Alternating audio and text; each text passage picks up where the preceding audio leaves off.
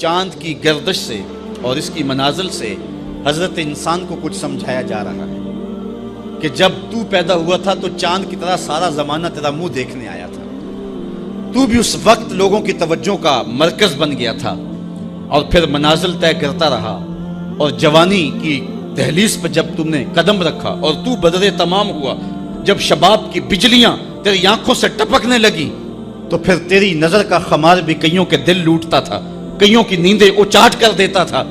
جس طرح چاند جب جوبن پہ ہو تو چکور کا دل لرزتا ہے اور سمندر میں جوار بھاٹا پیدا ہو جاتا ہے، لہریں اٹھتی ہیں، طوفان پیدا ہوتے ہیں، تو جب بندہ بھی جوانی کی دہلیز پہ ہوتا ہے تو وہ بھی طوفان اٹھاتا ہے، دلوں میں جوار بھاٹے پیدا ہوتے ہیں۔ تو وہ لمحے بھی آئے کہ تو نے دلوں کی بستیاں اور دلوں کی دنیا پر ہلچل پیدا کر کے رکھ دی، تیرا شباب لوگوں کی زندگیوں کے اندر گھلتا رہا اور کتنوں کی نیندیں اچاٹ ہوتی رہیں، تیری زلف کے شکن کتنوں کا قرار لوٹ کے لے گئے، لیکن پھر وہ لمحہ بھی آیا حتی آدھا کل ارجون القدیم، پھر بوڑھا ہو گیا، پھر تجھے کوئی دیکھنے بھی نہیں آتا، کوئی تجھ سے اداس بھی نہیں ہوتا، بچے بھی کترا کے گزر جاتے ہیں۔ کہا انسان ذرا چاند کی منزلوں کو دیکھ، یہی چاند کتنا پیارا تھا اور آج اسی چاند کو کوئی دیکھتا بھی نہیں ہے۔ بچہ جب پیدا ہوتا ہے تو اس کی مسکراہٹ دل کھینچتی ہے، اور جب بوڑھا مسکراتا ہے تو اس وقت جو ہے لوگوں کی توجہ نہیں ہوتی۔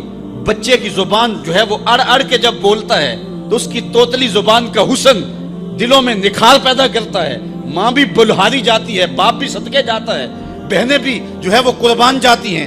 تو بچے کا ٹوٹا لہجہ اور توتلی زبان خوشیوں کی ایک لہر ہوتی ہے، لیکن جب بڑھاپے میں فالج کی وجہ سے زبان میں لکنت آ جائے، اب توتلا پن پیدا ہو جائے، اب زبان اٹکنے لگے تو بچے بھی مذاق اڑاتے ہیں۔ ایک لمحہ وہ تھا کہ زبان توتلی تھی تو حسن تھا، آج لمحہ وہ گیا کہ حتی آدھا کل ارجون القدیم، کھجور کی ٹہنی سے جب پھل توڑ لیا جائے اب اس ٹہنی کو کون پوچھتا ہے؟ جب تک پھل آیا نہیں تھا وہ ٹہنی اچھی لگتی تھی، مالی سنبھال کے رکھتا تھا، جڑوں کو بھی پانی دیتا تھا اور خیال کرتا تھا کہ کوئی ایسا نقصان نہ ہو کہ یہ پودا جو ہے وہ مرجھا جائے۔ پھر جوبن پہ آیا اور جب کھجوریں لگیں تو اس نے پھر رسیاں بھی باندھی اور کھجوروں کو سنبھالنے کے لیے سب کچھ کیا۔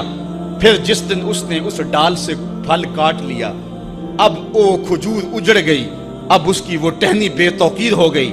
انسان کی زندگی کا جب شباب لٹ جاتا ہے اور بڑھاپے میں جب وہ کسی قابل نہیں رہ جاتا تو پھر اس کی بھی یہ مثال ہے حتی آدھا کل ارجون القدیم، جیسے کھجور کی پرانی ڈال ہو۔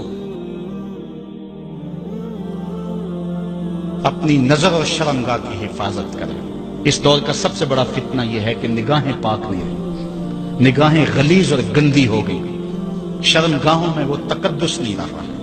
حضور علیہ السلام نے ارشاد فرمایا من زنا زنیا بہی ولو بہی تانے دارے، جس شخص نے زنا کیا یہ عمل اس کے گھر بھی لوٹے گا، اگرچہ اونچی اونچی دیواریں کیوں نہیں کرتے۔ یہ مکافات عمل ہے۔ گندم از گندم بروید جو ز جو از مکافات عمل غافل مشو، گندم بو گے تو گندم کاٹو گے، جو بو گے تو جو کاٹو گے۔ نظر کو تقدس دو، نظر کو پاکیزگی دو۔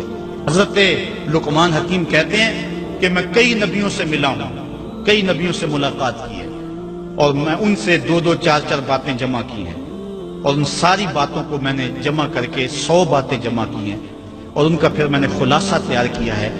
ان میں 8 باتیں الگ کی ہیں، ان 8 باتوں میں ایک بات یہ ہے جب کسی کے گھر جاؤ تو نظر کو حفاظت میں رکھو۔ جس شخص کے مہمان بنو، جس کے گھر جاؤ، تمہاری نظر نہ بھٹکنے پائے۔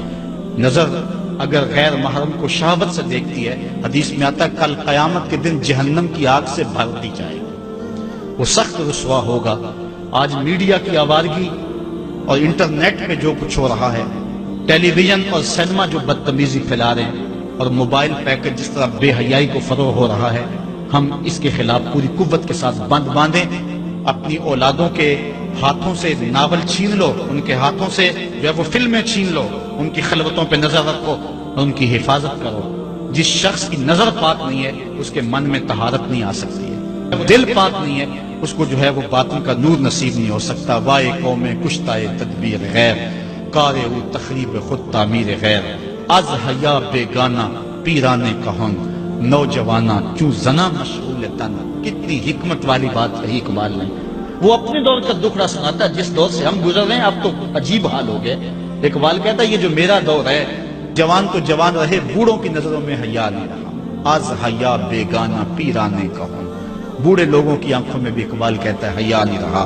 نوجوانا چوں زنا مشغول تن، اور نوجوان عورتوں کی طرح اپنے تن کے ساتھ لگے ہوئے ہیں، اپنے تن کو سنوارنے میں ہر وقت کنگھی پٹی میں لگے ہوئے ہیں. یہ مردوں کا کام نہیں ہوتا، یہ دلیروں اور بہادروں کا کام نہیں ہوتا، یہ عورتوں کے وظیفے ہیں. در دل شاں آرزوہا بے ثبات مردہ زائن از بطون امہات. ان کے دلوں میں آرزویں کوئی اور ہی ہیں اور ماؤں کے پیٹوں سے مردہ جنم لے رہے ہیں. دخترانے او بزلف خود اسیر شوخ چشموں خود نماؤ خود دگیر.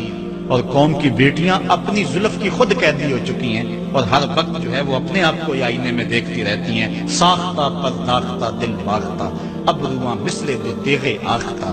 وہ جو گھر کی رونق تھی، جو آبرو اور حیا کا دوسرا نام تھا، آج وہ دل پھینک قسم کی ہو گئی ہے. آہ قوم میں دل سے حق پرداختہ مرد و مرگے خیش را نہ شناختہ. اقبال کہتا ہائے قوم کہ جو مر گئی اور اسے ابھی تک پتہ ہی نہیں چلا کہ میں مر چکی ہوں اور جینے کا سامان نہیں کرتی. حضور نے فرمایا ہر دین کی کوئی پہچان ہوتی ہے، میرے دین کی پہچان حیا ہے. اگر حیا نہیں ہے تو دین ہی نہیں ہے.